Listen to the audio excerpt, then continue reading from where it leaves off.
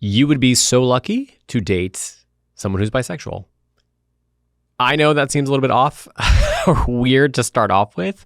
But the reason why I'm saying that is because of two reasons. Number one, if you are somebody who identifies as bisexual and you have been struggling to accept yourself, your sense of identity, you struggle with how to navigate in the queer community, I want to remind you that you are a catch, right? So there isn't something wrong with you. You're not weird. You're not an oddity. You are a catch. And the second reason for why is if you are somebody who's currently dating somebody who is bisexual or have considered dating somebody who is bisexual and you're on the fence, you're not 100% sure, you hear a lot of things about people who are bisexual, then I wanted to clear some of those things up. In case you don't know who I am, my name is Danny and I am a love and self-esteem coach that works with gay and bisexual men.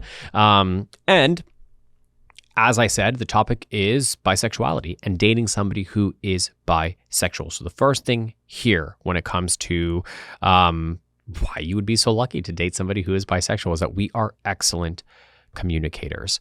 I think honestly, this comes from our need to be diplomatic in a lot of ways when it comes to navigating our sexuality. We kind of straddle the line in between heterosexual lifestyle and homosexual lifestyle, right? And what I mean by that is living a non-straight lifestyle.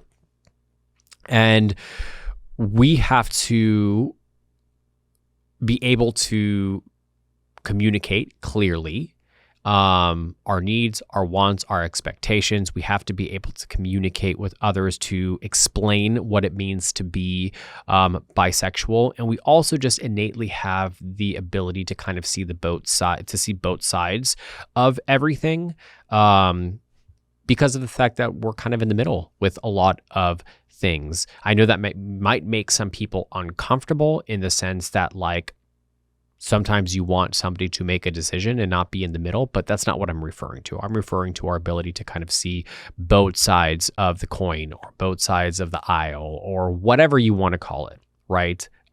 So this gives us the ability this forces us to have to learn how to communicate more clearly, more effectively, and to have a level of emotional intelligence that I feel a lot of people are lacking nowadays. The second thing is that we are in touch with both our masculine side and our feminine side, which means we have the ability to be more consciously aware of feelings and emotions. But that does not necessarily mean that we display effeminate or feminine behavior. And not that there's anything wrong with that, because if you do, great, fantastic. That's you, that's your personality, that's who you are. There's no problem with that.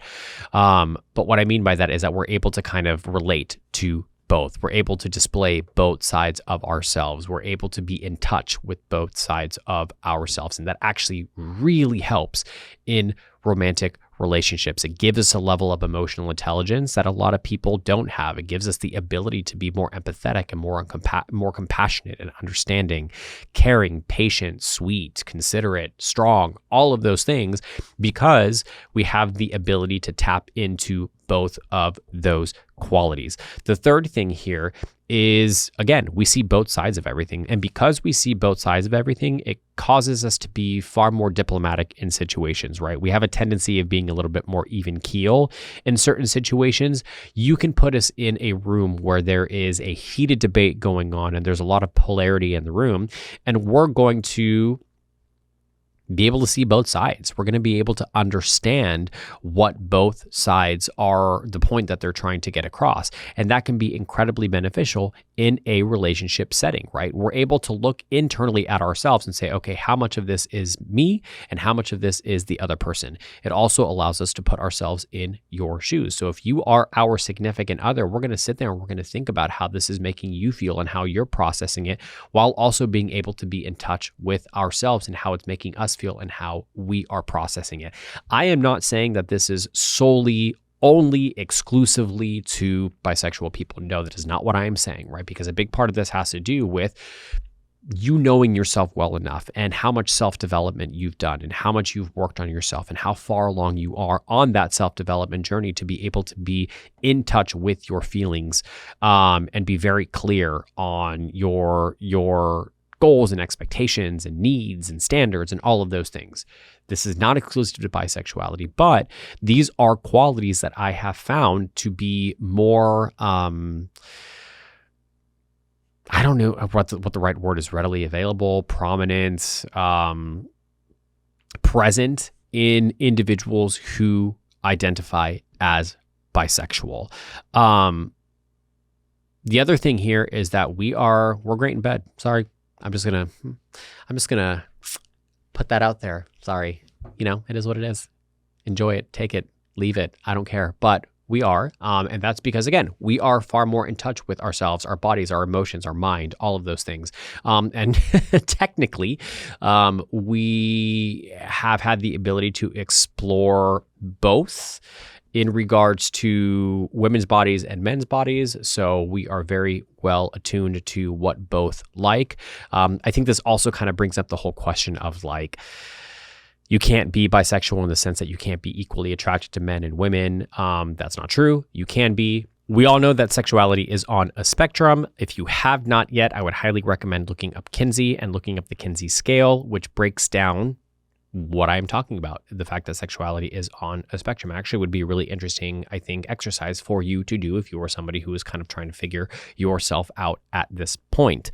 And the last thing here is that we prioritize connection. And connection is a very, very big thing for us. And I know that there's a lot of common misconceptions around bisexuality and dating somebody who is bisexual. A lot of the things that I hear often is that we'll get bored or we won't be fully satisfied because we're, let's say, with a woman and there's that part of us that wants to be with a man or vice versa. And I get why that would be a concern. But at the end of the day, that doesn't matter to us, right? What really matters to us is a connection with the person that we are with. If we choose you, we choose you. We have the ability of being attracted to both sexes, right? And here's the thing about that too, is that bisexuality doesn't necessarily mean that you're only attracted to male and female, right? Bisexuality means that you're attracted to more than one, right? You're attracted to both. You're attracted to different sexualities, identities. So for me, what I would, and I know some people are going to argue that that's polyamory and all of that stuff, but if that's the case, I would highly recommend going and getting a book called by Juliet Shaw. It's an incredible book. I would highly recommend reading it and educate yourself and inform yourself about bisexuality. But neither here nor there, we prioritize connection. That is incredibly important for us. So if you are somebody who is considering dating somebody who is bisexual, understand this. If we choose you, it's because there are qualities about you that we love. If we choose you, it's because we plan on committing to you. If we choose you, it's because we are physically attracted to you. There is chemistry, there is connection. So this fear that we're going to get bored of you and want to move on and be with the opposite sex is something that you don't really have to worry about. The way that I kind of compare it to is it's no different than being in a heterosexual relationship, right? Where a relationship fizzles out and that person ends up going and being with somebody else or cheating or whatever the case may be. That's just part of relationship dynamics in general. The important thing is to keep the relationship exciting and fun and open and transparent and all of those things, and you won't have an issue. Are there things that we might want to experiment or try differently in the bedroom? Absolutely. But again, it depends on the individual. I know some individuals who are bisexual and are attracted to men, but are in a relationship with women. And they like to do, for example, butt play, but they won't do that with their significant other who's a woman because they're only comfortable doing that with men. Again, it's very different for every single person. And you have to keep that in mind. The most important thing to take into consideration is communicate with your partner, be very open and honest and authentic and transparent about your feelings, and understand that when you are in a relationship with somebody who is bisexual, it is not because it's a temporary thing or they're just using you because they're in the process of transitioning into being gay or whatever the case may be. No, they have chosen you for or reason bisexuality is a real thing. And for anybody that argues it, I would highly recommend educating yourself first before you start to throw out your theories or your assumptions about bisexuality. I hope you guys found that to be helpful. Please make sure that you are hitting the subscribe button if you enjoyed the content. Make sure that you are liking the video and you're commenting. Leave me a comment. Let me know what you think about bisexuality, what your fears are about dating somebody who is bisexual. If you are somebody who is bisexual and you've experienced this yourself, let me know. I love having open and candid conversations with you guys about these kinds of things, because at the end of the day, that is what it is all about. Again, hope you're having an amazing day, and I'll see you guys in the next video.